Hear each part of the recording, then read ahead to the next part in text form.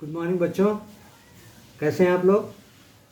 तालाबंदी के संकटकालीन समय में एहतियात बरतने के क्रम में हम सभी सिमट कर रह गए। छोटी सी दुनिया हो गई है हमारी। इसी बात पे दो पंक्तियाँ। छोटा करके देखिए जीवन का विस्तार, छोटा करके देखिए जीवन का विस्तार। आँखों भर आकाश है, बाहों भर संसार। आँखों भर आकाश है, बाहों भर संसार। बच्चों, आइए हम क्षितिज के पहले अध्याय सूर्य के पद की तरफ बढ़ते हैं। पहले कवि परिचय। कवि परिचय में आपको अपनी पुस्तक क्षितिज से सूरदास का कवि परिचय पढ़ लेना है। जिनकी साहित्यिक उपलब्धियों के बारे में मैं थोड़ा आपको बता दूं कि सूरदास के प्रमुख रूप से 3 ग्रंथ हैं: सूरसागर, साहित्य लहरी और सूर सारावली, जिनमें सूरसागर ही सर्वाधिक लोकप्रिय हुआ। पद उद्धव तुम हो अति बड़भागी का आदर्श वाचन करते हैं। आइए, ये ब्रज भाषा में है, ध्यान रखेंगे। भक्ति काल की कविताओं को हमेशा लय और सुर में गाए जाते हैं, पढ़े जाते हैं। मैं अभी लय और सुर में तो नहीं पढ़ रहा, लेकिन उसकी मात्राओं को बराबर करके जिस तरह काव्य को पढ़ना चाहिए, आदर्श वाचन करना चाहिए, मैं उस काव्य का, उस पद का आदर्श वाचन कर रहा हूँ। आप भी ऐसे ही पढ़ेंगे। कविता है: उद्धव तुम हो अति बड़भागी, अपरस रहत स्नेह तगाते, नाहिन मन अनुरागी, पुरैन पात रहत जल भीतर, तारस देह न दागी, ज्यों जल माह तेल की गागरी, बूंद न ताको लागी, प्रीत नदी में पाँव न बोरियो, दृष्टि न रूप परागी, सूरदास अबला हम भोरी, गुर चाटी जो पागी। शब्दार्थ देख लेते हैं। देखिए पंक्तियों में हौ अर्थात हो, उद्धव को कह रहे हैं तुम हो। अति मीन्स बहुत। बड़भागी मीन्स बड़े भाग्य वाला या भाग्यशाली। अपरस कहते हैं अछूता, जो जिसको छू नहीं सकते। स्नेह मीन्स स्नेह। तगा मीन्स धागा।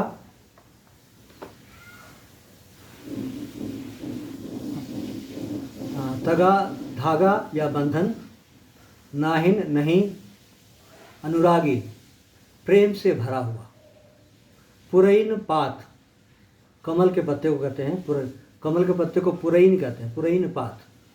दागी धब्बा। ज्यों अर्थात जैसे। माह अर्थात बीच में। ताको मीन्स उसको। प्रीति नदी, प्रेम की नदी। पाँव पैर। बोर्यो डुबोया या डुबोया जाए। परागी का मतलब होता है मुग्ध होने वाला। अबला मीन्स बेचारी नारी। भोरी अर्थात भोली भाली। गुड़ चाटी मीन्स गुड़। चाटी चींटी। जो पागी मीन्स जिस प्रकार गुड़ में लिपटती है चींटी। बच्चों, इस पद में उस समय का वर्णन है जब श्री कृष्ण मथुरा जाकर वापस लौटते नहीं। वे उद्धव के द्वारा गोपियों के लिए ब्रह्म एवं योग का संदेश भेजते हैं। कृष्ण जी, गोपियाँ प्रेम का मार्ग पसंद करती हैं, उन्हें योग संदेश से कोई मतलब नहीं। इसी कारण वे उद्धव पर व्यंग्य करती हैं। यहाँ पर व्यंग्योक्ति, जिसके लिए हिंदी में एक अलंकार है वक्रोक्ति अलंकार, अर्थात किसी बात को सीधे नहीं कहकर किसी और तरह कहा जाए। तो उन्होंने कहा है उद्धव को कि उद्धव तुम हो अति बड़भागी। कहती हैं गोपियाँ कि हे उद्धव, तुम बहुत भाग्यवान हो। अपरस रहत स्नेह तगाते, नाहिन मन अनुरागी मीन्स जो अभी तक श्री कृष्ण के साथ रहते हुए भी उनके प्रेम में डूबे नहीं हैं और न ही उनके मन में अनुराग है। पुरैन पात रहत जल भीतर तारस देह न दागी। तुम तो पानी के अंदर रहने वाले कमल के उस पत्ते के समान हो जो जल के अंदर रहते हुए भी कीचड़ और जल से अछूता रहता है। अर्थात जल का प्रभाव कमल के पत्ते पर बिल्कुल नहीं पड़ता। ठीक उसी प्रकार तुम्हें भी कृष्ण का प्रभाव बिल्कुल नहीं पड़ा है, इसलिए तुम बड़े भाग्यवान हो।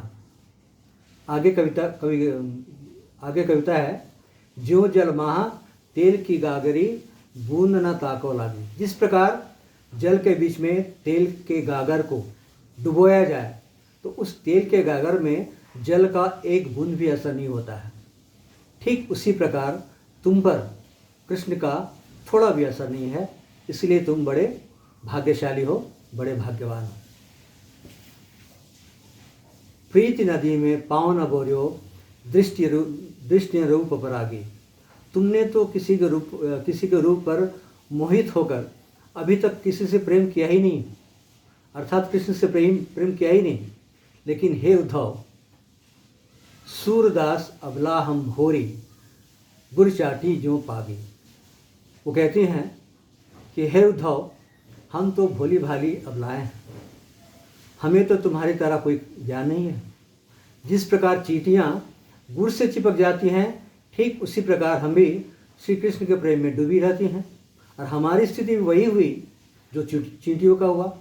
चींटियाँ गुड़ के रस के पास गईं, वहीं चिपकी रह गईं और हम लोग कृष्ण के प्रेम में डूबे, उसी में डूबे रह गए। तुम तो बड़े भाग्यवान हो कि तुम उनके प्रेम में डूबे ही नहीं और तुम पर उनका कोई असर नहीं हुआ।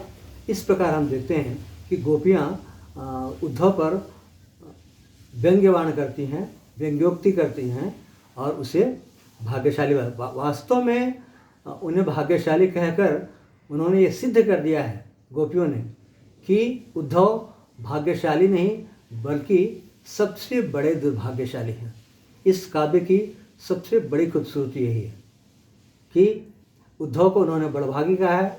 उद्धव बड़े खुश होते हैं कि हाँ भाई मैं बहुत भाग्यवान हूँ। लेकिन कहीं ना कहीं उद्धव इस बात से, जब गोपियाँ बखान करती हैं हर एक बात को, जल की बात को कमल के पत्तों के माध्यम से, प्रीति नदी के माध्यम से, जल में घड़े में भरे हुए तेल की बातों से, तब उद्धव को लगता है कि कहीं ना कहीं हम पर गोपियाँ व्यंग्य कर रही हैं और उद्धव इस बात को समझते हैं और गोपियाँ उन्हें अच्छे से समझा देती हैं, वास्तव में तुम भाग्यवान नहीं, तुम दुर्भाग्यशाली हो। इस प्रकार ये कविता हो गई। आइए देखते हैं इनमें किन किन अलंकारों का प्रयोग हुआ, क्योंकि काव्य के लिए है काव्य के तत्व। काव्य के तत्वों में सबसे प्रमुख होता है, खासकर भक्ति काल के काव्यों में, पदों में, उसमें प्रयुक्त हुए अलंकार। कहाँ कहाँ पर कौन कौन से अलंकार हैं, आइए देखते हैं। मुझे आशा है कि आपके पास क्षितिज भाग 2 पुस्तक होगी। आप कविता में देखिए पंक्तियों, पहली पंक्ति है, उद्धव तुम हो अति बड़भागी। दूसरी पंक्ति में आइए, अपरस रहत स्नेह तगात है। अपरस रहत, उसमें अपरस रहत अर्थात र की आवृत्ति है। अपरस रहत में र की आवृत्ति है तो अनुप्रास अलंकार हुआ। नाहिन मन अनुरागी, पहले पंक्ति में दाहिनी तरफ है, देखिएगा नाहिन मन अनुरागी में न वर्ण की आवृत्ति हुई है, इसलिए वहाँ अनुप्रास अलंकार है। उसके बाद नीचे ये पूरे इन पात, प की आवृत्ति है, अनुप्रास अलंकार है। एक अच्छा अलंकार आपको मिलेगा भी, उत्प्रेक्षा अलंकार। ज्यों जलमाह तेल की गागरी, ये उत्प्रेक्षा अलंकार का उदाहरण है। इसका वाचक शब्द आप लोगों को पता होगा, ज्यों, ज्यों त्यों जनु मनु जानो मनो, यहाँ ज्यों है अर्थात यहाँ पर उत्प्रेक्षा अलंकार है। उत्प्रेक्षा अलंकार और एक जगह है, गुर चाटी ज्यों पागी, ज्यों यहाँ भी वाचक शब्द है और यहाँ पर उत्प्रेक्षा अलंकार का सुंदर उदाहरण है। बच्चों ध्यान रखिएगा कि बोर्ड की परीक्षाओं में काव्य सौंदर्य आता है और काव्य सौंदर्य खासकर 2 ही कविताओं से, एक तो सूरदास के पद से और एक तुलसीदास से। इनकी काव्यगत विशेषता जो होती है, इससे संबंधित मैंने एक पीपीटी बनाया है, आइए उसको देखते हैं। काव्य सौंदर्य के लिए पीपीटी। उद्धव तुम हो अति बड़भागी पद के लिए जो काव्य सौंदर्य है उसके लिए आइए देखते हैं काव्य सौंदर्य में कौन कौन सी बातें हैं जो हमें लिखना चाहिए। काव्य सौंदर्य, जाहिर है प्रस्तुत करता मैं हूँ। उपर्युक्त काव्यांश में प्रेम की तन्मयता का साकार चित्र उपस्थित हुआ है। श्रृंगार रस के अंतर्गत गोपियों के विरह की वियोग श्रृंगार के रूप में मार्मिक अभिव्यक्ति हुई है। रूपक, उपमा, अनुप्रास और वक्रोक्ति अलंकारों की अद्भुत छटा देखने योग्य है। उद्धव तुम हो अति बड़भागी में वक्रोक्ति अलंकार है।